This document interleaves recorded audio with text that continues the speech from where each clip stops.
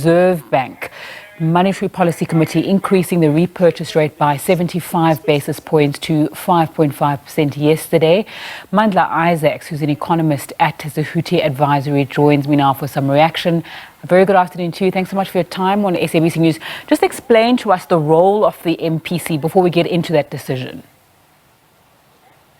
Good afternoon, Nzinga. The Monetary Policy Committee at the Reserve Bank implements monetary policy. It meets 6 times per year, at which it determines the price of money in the short term by determining the interest rate at which it lends money to banks, which then has a ripple effect throughout the economy in determining at what price banks then lend money to consumers and businesses.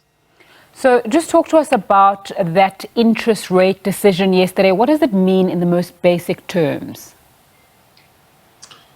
So what it means is by raising the short-term interest rate by 75 basis points, which is quite a significant hike, what it means is that interest rates, particularly for consumers, in terms of, think about vehicle loans, home loans, and credit cards as well, are going to increase by 75 basis points, as most of these products are linked to the prime, the lending rate, which is based on the short-term rate.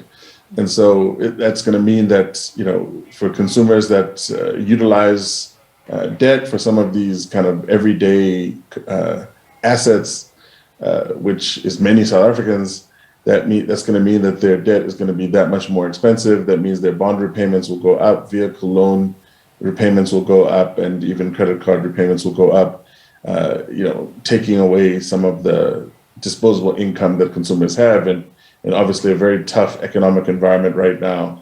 And so consumers are caught sort of between these twin grindstones of rising prices on the one hand, which is what the Reserve Bank is trying to combat, as well as rising interest rates on the other, which is quite difficult from a disposable income and spending perspective. Mm-hmm.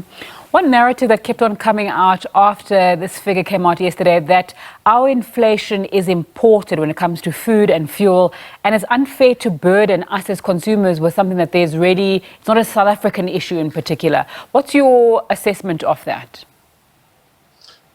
So this is a perennial debate, especially when the inflation is driven by rising oil prices and oil price shocks, because those prices are determined internationally, and we import almost all of our oil products.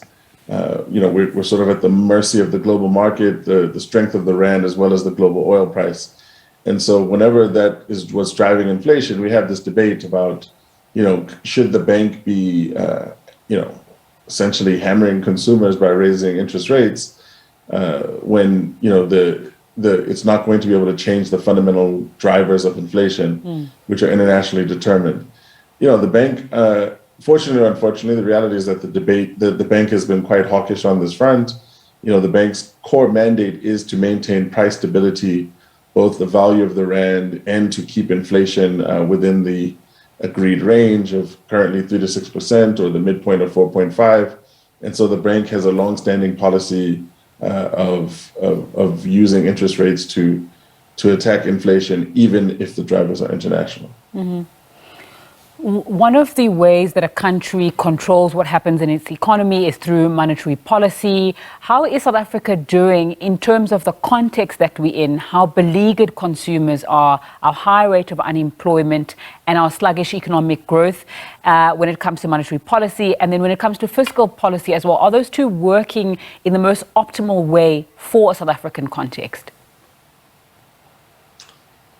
Well, I think that's a constant question that's been asked. Monetary policy as I said, in South Africa, that whereas some central banks also have the additional mandate of maintaining maximum employment or stimulating economic growth, our primary mandate is going to be around the price of the rand and price stability. And so the Reserve Bank, unfortunately, is not the tool, or the way it implements monetary policy is not a tool that's being used primarily to stimulate growth and employment. You would like to see, government policy, both in fiscal policy in terms of increasing investment, public investment, and fixed capital investment more broadly, as well as microeconomic policy around stimulating individual sectors and unlocking reforms which can ignite growth. Unfortunately, those would have to play a bigger role in terms of stimulating growth and employment. And we've obviously seen the weaknesses in economic policy making in the past decade. So unfortunately, the Reserve Bank is an imperfect tool in terms of monetary policy, and is not really the tool that we can look to for hope. For that, we're going to have to look towards government's economic policy agenda and structural reform agenda more broadly for us to reignite inclusive growth in the economy. Mm-hmm. It's also possibly not the last hike we see. For those of us living in South Africa, we've been told that we can foresee more hikes in line with global trends. What do we need to do, if anything, to cushion ourselves from these increases? Well, I mean, it's cold comfort, but of course, citizens can think about trying to limit their exposure to debt, trying to, pay down credit card debt, which tends to be the unsecured debt, which tends to be the most expensive.